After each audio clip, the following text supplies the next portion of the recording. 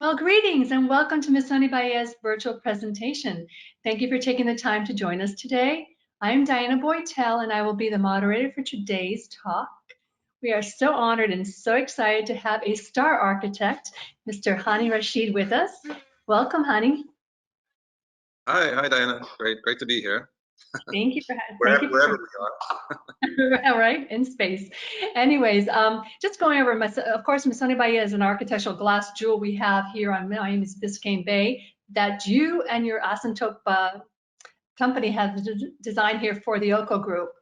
For those of you who are in the audience and not familiar with all your work, can you give us a little bit background on Asymptote, yourself, your wonderful marvels that you've created all over the world? If you can share some of those images, it'd be great. So, Hani, take over. Absolutely. We started quite a while ago in Milan. Actually, we began the office in Milan and had sort of interesting experiences in the beginning of our practice with in the art world as well as in the architecture world, and did a lot of installation work as well as buildings. My partner Lizanne Couture and I basically formed the practice as a means to designing innovative, experimental at times, architectural work, city planning, also incorporating as much as we can cutting edge technologies, and then taking things from the art world in terms of phenomenal kind of experiences, the way we work with form and light and sculptural objects and so on. So yeah, these are projects. This is a project we're building in Russia for a new concert hall. This is a concert hall in Sejong, Korea. We've done all kinds of different projects, different scales. This is actually the rooftop of a project we built in Daegu, Korea, which is a kind of a museum, a multimedia museum there on the in that part of Korea. But we've done all kinds of work, and a lot of our focus has been in cultural work. That's actually the museum itself. That's in Miami. That's a proposal for a port terminal for Royal Caribbean there in Miami. And the work has moved between cultural projects, which we put a lot of stock in and enjoy doing, to in fact real estate projects and projects like Missoni Baia and commercial projects. This is a museum we're building in Moscow for the Hermitage. It's a museum of modern art for the Hermitage. And so yeah, it's a wide range of work. That's probably our most well-known building. That's the Yas Hotel in Abu Dhabi, which was is home to the Formula One race that they hold in Abu Dhabi every year, and the cars literally drive under and through that building.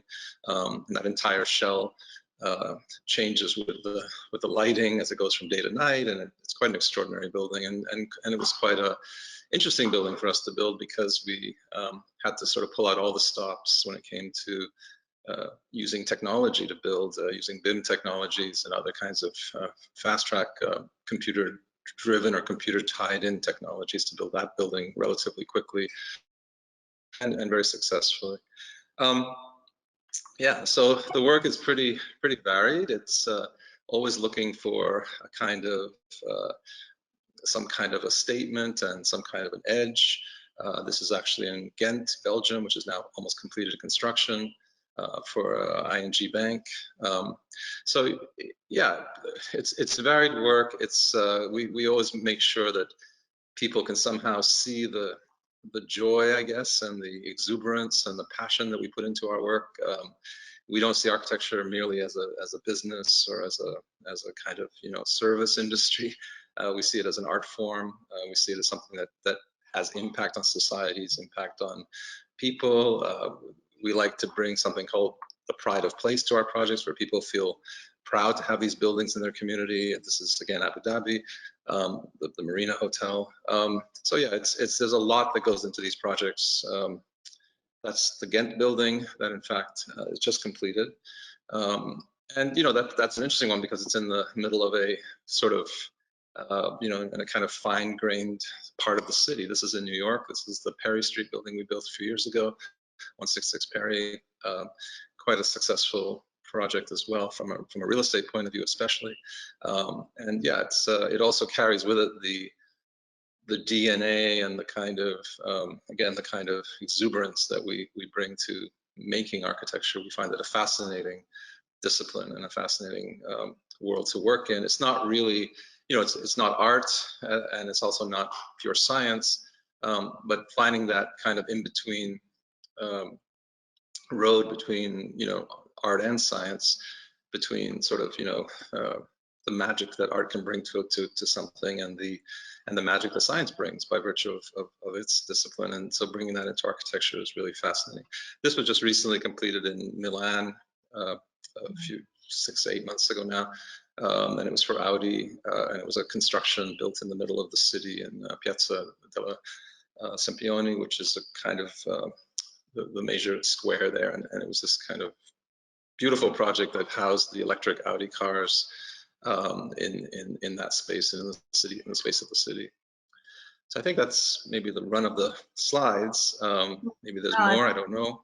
It's major accomplishments. I mean, all those images are fantastic, and your talent and the firm's talents are incredibly amazing, iconic in every sense. And at least Miami now has a little dot of one of your iconic buildings in the Missoni Baia. So what brought you to decide on how to design Missoni? Give us a little insight as to your inspiration. So, I think everywhere we work, we like to probe and understand what we call the sort of DNA of place, and the kind of things that make places interesting, and as I used the word before, magical and inspired. In Miami, we became really interested in. We've always loved Miami, especially being in New Yorkers.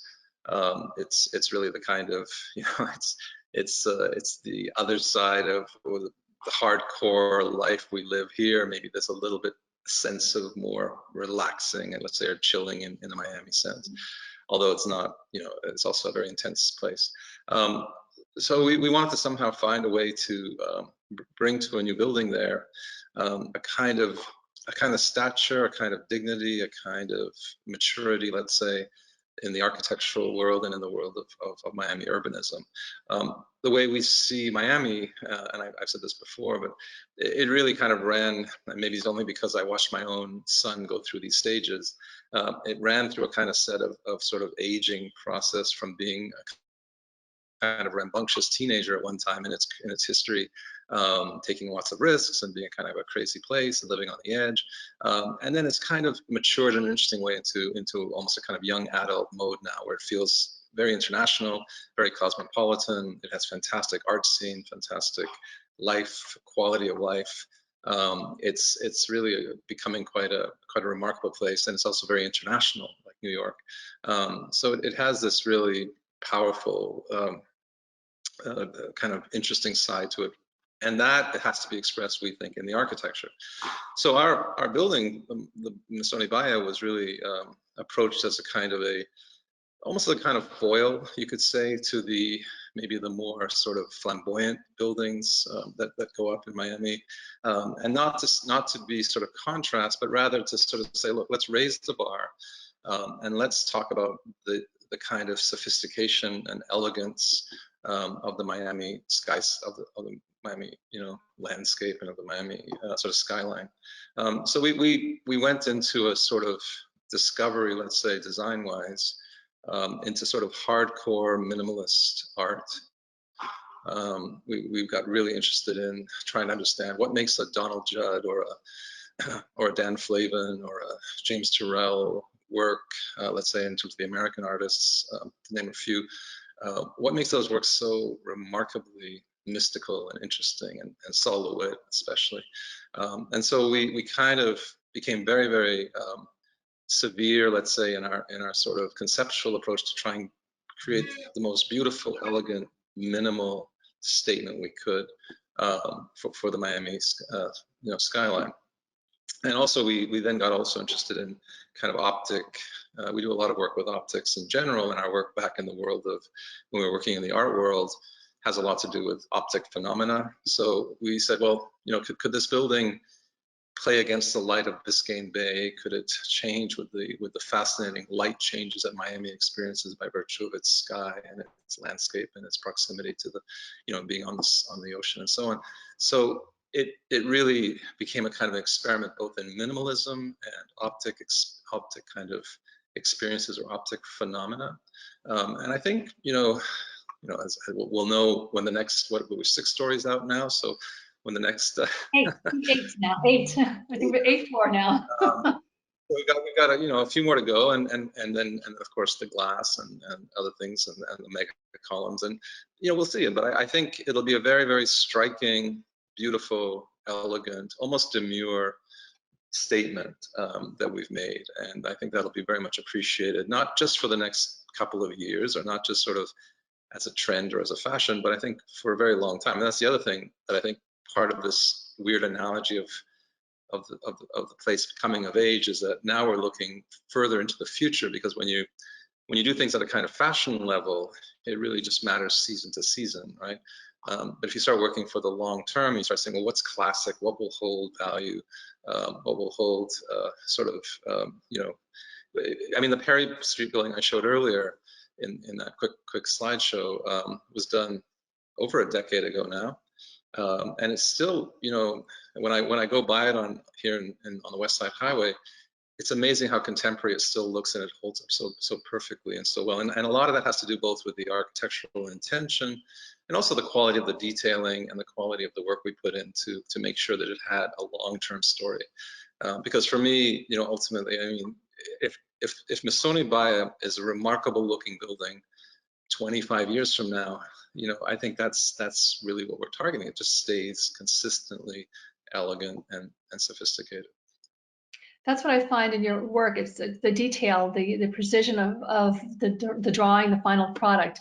Let's say, what 2 attributes in this Missoni Baia building that you feel that you're the proudest of?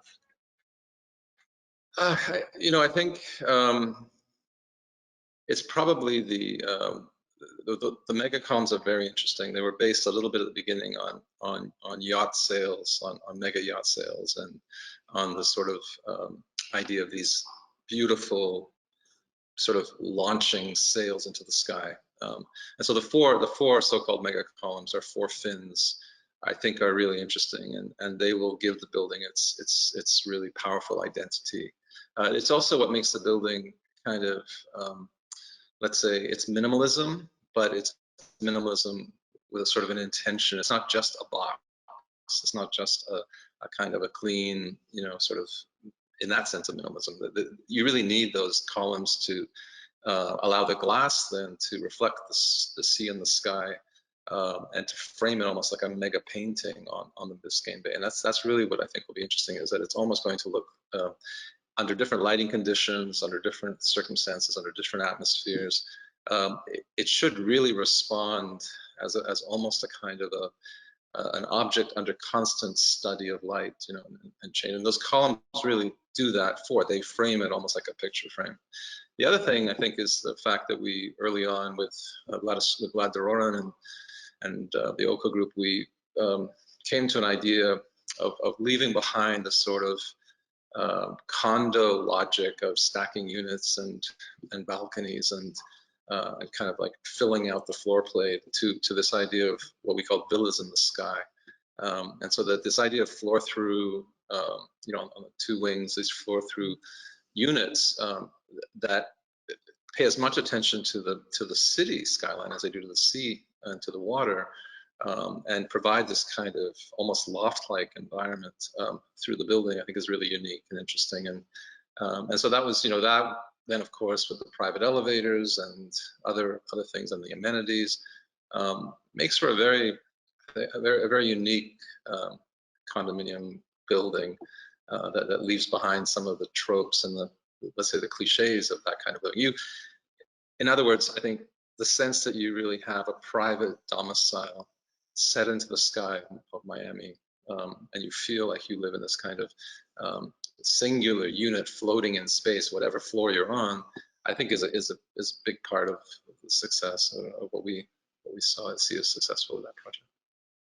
It's interesting, your quote about how Miami's grown, and it's funny that I've been around for like 35, 40 years here, and Miami was a sleepy little town architecturally speaking, and of course we had our little Art Deco area, and Morris Lapidus with his Fontainebleau that gave us some kind of architectural integrity as a city.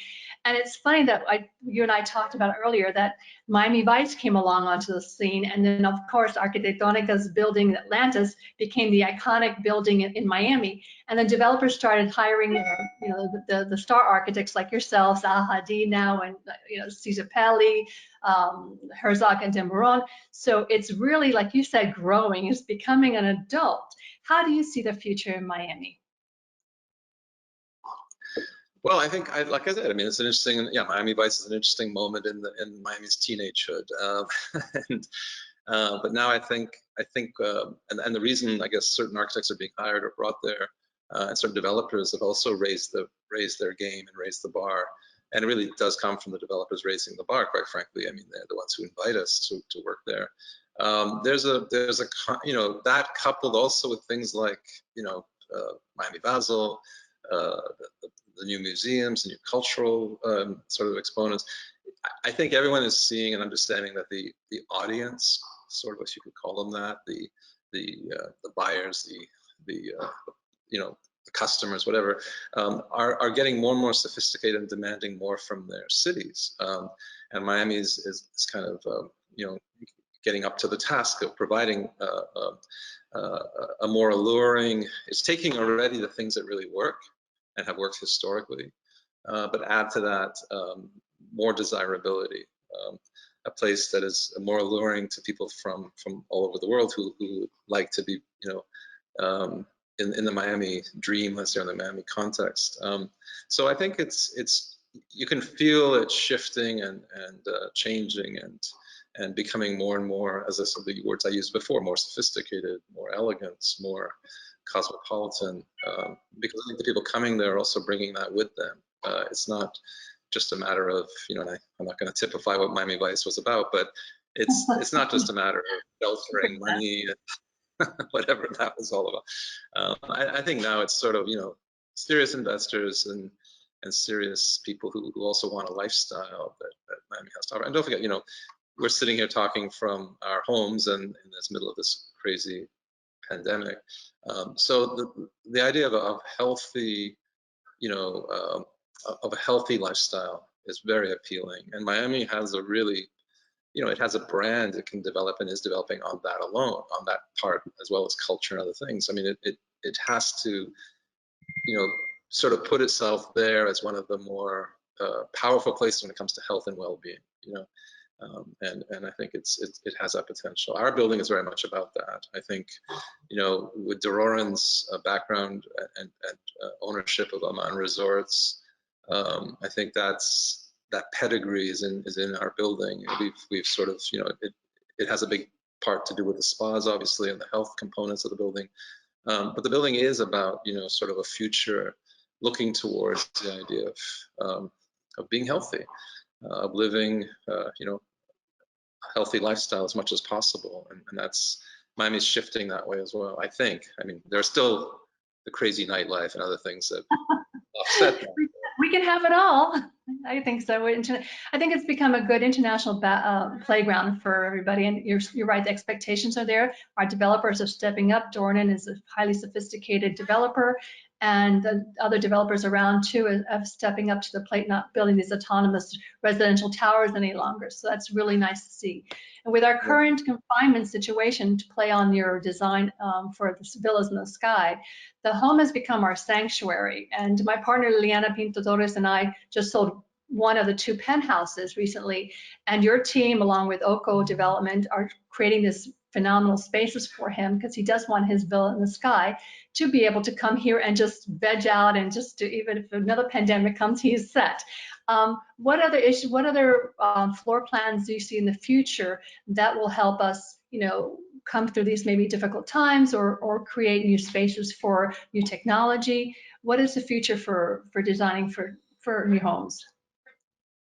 Well, it's interesting because home design and condo design and commercial real estate has always worked in a little bit of a, if you want to look ahead to understand that world, you look into the sort of avant-garde of where we're going when it comes to designing domestic spaces, private homes, You know, and even other places we're working, like in museums or office space and so on. And by what I mean by that is that there are indications and hints as to how people's desires are shifting according to their domestic space. One thing for sure, and that's become extremely heightened through this whole pandemic experience, is that people are going to demand more. And we've always known this. We actually put this forward 10 years ago with Perry Street building, and we made it part of our Baia planning as well. But that the home office, you know, situation or the working from home situation is becoming more and more real. It's not just now a kind of a, you know, I pull up a desk on the other side of the room where you can't see the bed and do a Zoom call, you know, or something like that. It's really has to be part of our plan. It's the same way that open kitchens, you know, came. You know, there was a time, of course, as we all know in history, when the kitchen was hidden in the basement or far away or in another part or another building. And then as we got into modernism and modernity, and the idea of the open plan space, the idea of having your kitchen as your living space and having people gather in the kitchen for parties and so on and so forth, you know, took hold. And I think we're going to see some interesting shifts that way in terms of our professional lives mixed with our domestic lives. And it'd be interesting, you know, we have to sort of think about planning those kinds of things. And the corollary to that is true as well. We're doing work in the world of offices of the future now, and looking at how we're going to bring domestic space into the office environment, so that people feel a more sort of seamless, let's say, transition between home life and professional life. Having said that, there's even more of a yearning for the domestic and for privacy. Privacy is a big deal, and becoming more and more a big deal. And I think we see that manifest already in its kind of early stages in things like spa bathrooms and you know, sort of you know, living spaces that segue into spa-like environments, you know, and things like that. So there's kind of two gravitational pulls. One is, you know, how let's say the professional life segues with the domestic life and how they fit comfortably. And the other one is, you know, the way that we can get more privacy, more of a sense of home, more of a sense of escape in the domestic space. And those things they're in the works in private works, and you see them in sort of avant-garde projects and different kinds of work. We're doing a lot of work in the hospitality area, like we're doing a big project in Tuscany, a big sort of spa environment there, and a lot of those ideas are being tested at that level in terms of the hospitality world. But I think they come over eventually to the sort of you know, to places like Missoni and Baia and the planning of domestic, of condominiums and that kind of space. I have a question from the audience. Let's get a bit more of a human interest. How did you become an architect? What inspired you? I'm sure there's a story there. Can you share it with us? Yeah, I wonder sometimes why I didn't become an investment banker or a real estate agent. Or you can be both like me. No, as a child, I grew up with a you know, pretty creative family. My brother's a very well-known industrial designer, and my dad was Karen Rashid, and my dad was a terrific, a really serious artist in every sense of the word. He studied in Paris in the 50s, and studied art very deeply. He was committed to art in a very thorough sense. He wasn't just kind of he didn't believe in galleries or any of that, or the commercial side of it. He was like one of the hardcore, probably one of the last Mohicans, because in that period there was some really hardcore artists who've kind of left us. Unfortunately, my father's left us too. But so we grew up in a house full of, you know, oil paintings and sculptures and all kinds of, you know. My mother was very literary. She's British, and she's very much sort of brought a kind of an intellectual side to my upbringing. And so, you know, I think having just grown up in that world, I just didn't see any other life than being a creative person. However, my father used to say to me all the time, please don't become an artist. It's a life of suffering. It's a hard life, yes. Yeah. And I said, well, you know, he's suffering to me. He's painting all the time and enjoying his work. But it was pretty, you know, but it's very deep. When you're really working at that level, I think it can be tormenting for certain artists. So I think that I decided to become an architect out of default because I actually wanted to become a filmmaker.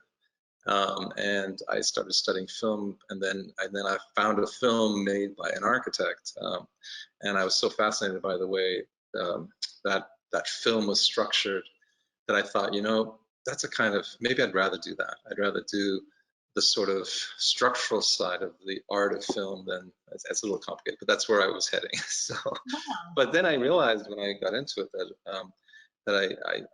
it was really a natural fit for me, because my father reminded me that when I was young, I used to go to his studio. He used to also do stage scenery and sets, and I would go to his studios with him as a kid. Both my brother and I would go, and he would always show us little models or drawings. I think my brother took to the colorful drawings. I took to the models, and I love the idea that these little tiny models would actually become physical things, because he'd show us the sets built from the models, and I was just fascinated with this kind of transition from an idea to reality. Yeah. So yeah, so those things just were part of the, you know, the drivers. And then when I found the discipline, you know, when I entered it, I realized that there's a lot to repair in the discipline, and that's what made me so excited about becoming an architect, that I could maybe contribute something, because the discipline sits in a weird place. Sometimes some architects treat it purely as business, and as a kind of a service profession, and other architects treat it as a high art form. And I kind of wanted to find the middle ground, where it's you know, a viable business, but actually produces really important, sort of, that it has an impact, and it's there. You know, the one thing you do realize about architecture is that we're not working in the short term. As I said before, we're doing things that affect people's lives. It has big impact. We have big social contracts, you know, with society to do things. And today that runs, I think I didn't mention, that also runs into things like using more and more sustainable materials, being more conscious of the planet we live on, being a more, you know, responsible person contributing to the built environment. So it's a loaded and heavy profession, but the side of it that, you know, is so interesting is that there's a lot of place for invention, and there's a lot of room for it to make things better, and so that's that combination of things. I hope so. I hope so. With architects like you, And it I'm, definitely and I'm can be a better crazy. world. There'll be a better world with people like you. That leads me to something I find fascinating. Your educational background to me is outrageous. I mean, I find it so exciting. I know your partner, of course, is a Yaley, Lisanne Couture is a Yaley, and you decide to go to the Cranbrook Academy of Art. I You hear lost you me? there. Can you do that Oh, again? I lost you. okay. Yeah, yeah. I was taking on the fact that that you're fantastic, of course, and I find your educational background fascinating, and I wanted you to kind of share with us your journey. Your partner, Lisanne Couture, went the Yale route, and you decided to go an artistic more route. I think I consider to going to Cranbrook Academy of Art, which has a legacy, of course, of brilliant modernists coming out of there, from Saarinen to Knowles to Eames. How did you come about going there, and how did that influence your architecture? Well, you know, Lisanne and I met in undergrad, and we had both, Lisanne came out of a world, a very different world than me, her father being a very, very important doctor, and her life at the time I'd met her, she was on the Canadian national ski team as a freestyle champion. Wow. So she was out there doing crazy things and on skis, and I was trying to do crazy things on paper. But I think that what happened was we kind of both decided in undergrad to kind of go our separate ways and study, you know, go after our own calling, let's say, in terms of architecture. And Lisanne went to Yale, worked there with Frank Gehry and others, and had a terrific education in her postgraduate work. And I went to Cranbrook, yes, and I chose it because I was fascinated with I felt that 5 years of undergrad training was very pragmatic, and I had learned how to build a building, which was fine. I learned how to plan a building, okay. I learned how to, you know, make a building, but I didn't feel like I'd learned how to be an architect. And to be an architect, I felt I needed to upgrade my education substantially, and I needed a place that would allow me to develop a body of work. And Cranbrook was and still is an extremely special place, because it's a very almost a monastery-like place. as you said, has had an amazing impact on American architecture because it was built by Ilao Saarinen, who came from Finland, thanks to a man named Booth, who industrialist in Detroit. And then he had an offspring called Eero Saarinen, and Eero Saarinen went on to become one of my heroes and one of the great American modern architects. And then also, of course, Florence Knoll and the Eameses and so many other interesting people. And I think that the school allowed these kinds of seminal voices to emerge because of its ability to, if you had the right mindset, to kind of lock yourself down and work on a body of work in a very private way, almost in a kind of an old school, almost like a medieval craftsman strategy of just really working at your art. And so those were 2.5 really special years for me in my master's program. And then, from there, that was it. And then I moved to Milan and started Asymptote right away. And Lisanne came to Milan and joined me and became partners. And then she said that she hated Milan and we need to leave quickly because there's too much pollution. And so we came to New York. It was a beautiful ending. It was a beautiful ending. I love that you got together and you're now creating together these wonderful works of architecture. Any questions you have for me as in sales that from Missoni Baia? They asked me to ask that question. Yeah, well, I mean, I don't know. I mean, I'd be really interested to hear from because you have a background in architecture.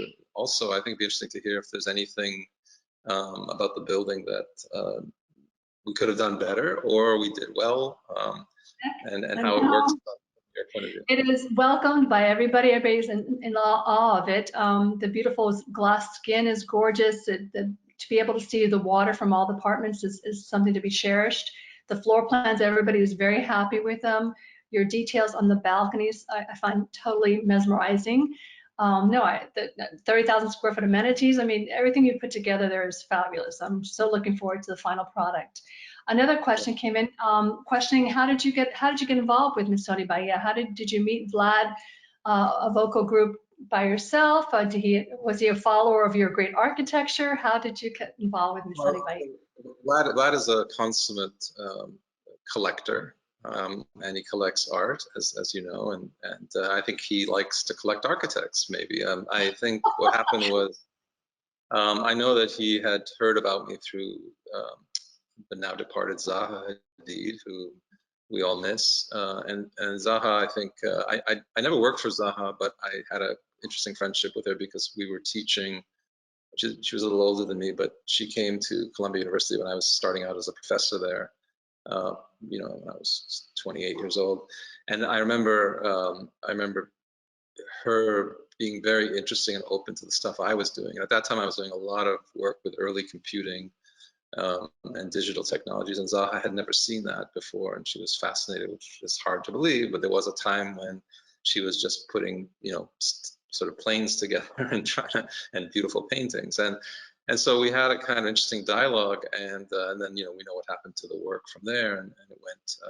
She really got very, very far into that work, into that side of the work. But I think it was we always had an interesting friendship, and I think she must have suggested to Vlad to meet with me because I think he came over to our studio one day.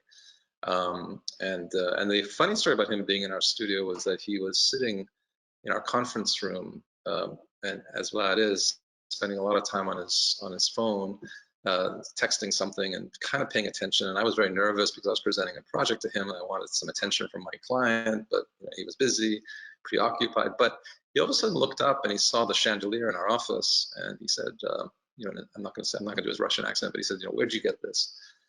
And I said, it's mine. I designed it. He goes, you designed this? And I said, yeah. He goes, I own one of these. And I said, well, where did you get yours? He goes, Miami Basel. He bought one of the 5 we had on sale at Miami Basel. Oh my God, it was meant to be. And he installed it in his house, but he didn't put 2 and 2 together. I guess he thought he'd bought a work of an artist, not an architect, and so it didn't register. And then he was shocked that that we and then things went quite nicely and smoothly after that. And then he liked the project, which was really the most important part. Yeah. Excellent. So how do you? I know Missoni Baia is your first building now in Miami. Do you plan something in the future, or how? do we plan a secondary office here in Miami? What is your personal vision of Miami as a canvas for your architecture? Well, we love working there, and we have also projects on the boards in Wynwood, and we have another project that we've been working with a few years now, but it seems to be stop and go on Flagler, and so and we're registered now in Miami because of those projects, all of them. So yeah, I like the renegade. I mean, given the analogy I said earlier of the sort of childhood to teenager to young adult, I think I also like the fact that Miami is not losing its kind of renegade spirit, and I think that helps a lot with architects like me because or like us, because we really thrive on places that see themselves as progressive, as cutting edge, as desiring a future. Not looking into the past, not trying to be nostalgic. These are places where we operate the best, and for clients we operate the best for, because also it allows us to also do research. Because part of, I said earlier about my education and all that, but one of the key things that I think holds Lizanne and I holds us together as a partnership, but also holds our work quite high up, is that we're constant, perpetual students, and inquisitive and wanting to learn all the time. We never sit on our laurels. We never sort of figure we've made it, or that's why I don't even like the word star architect. I find it kind of disconcerting. It's just, no, but we just want to take every opportunity to learn and to push, and that's what gets us up in the morning, gets us working on stuff. And I think Miami is the kind of place that has that kind of momentum. It pushes you to think, because there are other places you work where people say, oh, come on, can you make it look like such and such a style, or can you bring back some of the history and blah blah blah. But Miami's definitely a future looking place, and so for us it's great. Yeah, we'd love to do a lot of work there, and we're I mean, also it's nice. I also would like to be there in the winter here, so. We have a lot of advantages here in South Florida, that's for sure. Another question came in, very interesting. Have you and your brother, Karim, ever worked on a project together or ever planned to? That I've had that a few times thrown at me. We have not. We've tried. We are so different in many ways.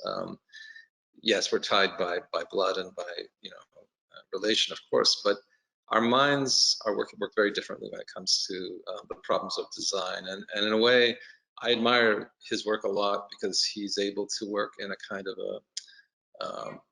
he can work in a way that can appeal to a lot of people quickly and be very kind of digestible work, like people can get it, in terms of color, form, shapes, and so on, and that's terrific. I, on the other hand, I'm not so. Of course, I'd love for people to get my work fast and understand it, but again, like I said earlier, I'm working on a much more long-term project. It really doesn't matter to me if something is sort of at the top of the charts on the day it launches. It needs time, and that's part of architecture. And I think it's just we respect each other's domain that way, because I know for a fact that if I work in architecture in a more quick turnaround kind of way, like you can do in product design, it's bound to fail. Architecture will not stand up after a while. It may look good in an image or a rendering, but it takes a lot for something to be to have all the sort of all the sort of boxes checked and the weight to have that longer picture. On the other hand, when it comes to his world, I think he needs the quick turnaround. It doesn't make sense. He can't design an object or a fashionable thing that's going to take 4 years to make sense. It has to make sense the day it shows up on the market. So, and that's the other thing. Don't forget, when we started Baia 4 years ago now, maybe longer. And we have to design, 10 years out all the time, maybe even further. But by that I mean when it does have the ribbon cut, when it does open, if a building is going to, be important and be desirable, it can't be something that looked good on the boards 4 years ago or 5 years ago, and met certain kind of fashion like quotients. So that's just different modalities and different paths and different works we're doing. So if we try and do something together, we tried once. inevitably we butt horns because I'm looking one way and he's looking the other. So it's just not. But we have a lot of respect for each other's work and what we're both trying to do. Absolutely. Your parents are very lucky to have such extremely talented boys. That's wonderful. Well, I have no other questions. So anybody else have any questions? Just to remind everybody, I want to thank you so much, Mr. Hani Rashid, for taking the time to be with us and sharing all your insights. I want to remind everybody that Missoni Baia is available via virtual presentation. So please contact us. We are roaring and building and on the 8th floor and with a I think completion date is the end of 2021. So hope you all can come visit us. Thank you so much for a wonderful talk. It was lovely talking to you. Thank you, Diane. Wonderful seeing you. Thank you so much. Thank you. Thank you, Oko Group. Thank you, Missoni Baia. Bye-bye.